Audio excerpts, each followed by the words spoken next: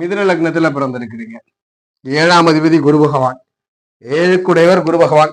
இந்த குரு 6ஆம் இடத்திலே இருக்கிறார். 6ஆம் இடத்துல இருக்கலாமா? குரு குரு விருச்சகமனையில ஸ்தான பலம், எனினும் 6ஆம் இடத்துல குரு. இங்க குரு லக்ன அவயோகி வீட்டில் இருக்கிறார். இது நல்லதல்ல, இது நல்லதல்ல, இந்த பலன் நல்ல பலன் அல்ல. 8லே நீசம் பெற்றிருக்கிறார்.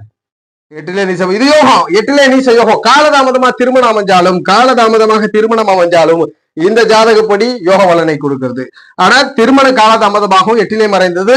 இந்த குருவினால் உபயாதிபதி அவயோகி மறைவதனால யோகம் 6ல் இருக்கிறது, பெரும் யோகங்களை கொடுக்கல. 12ல் இருப்பதும் யோகம் அல்ல.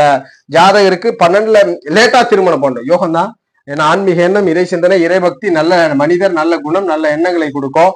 அப்ப 12ல மறையிறது யோகம் தான். 6ல் இருப்பது மட்டும் யோகம் அல்ல. 8லும் 12லும் இருப்பது யோகம், 6ல் இருக்கிறது 7ஆம் அதிபதி மறைந்திருப்பது மிதுன லக்னத்திற்கு யோகம் அல்ல. இதுவும் காலதாமதமா திருமணத்தை கொடுக்கும். இந்த அமைவு காலதாமதமானாலும் வாழ்க்கை துறைவரால் நன்மை. இங்க 6ல் இருப்பது எப்பொழுதுமே பிரச்சனைகளை கொடுக்கிறது. இது மிதுனத்தில் ஜானித்த ஜாதகருக்கு.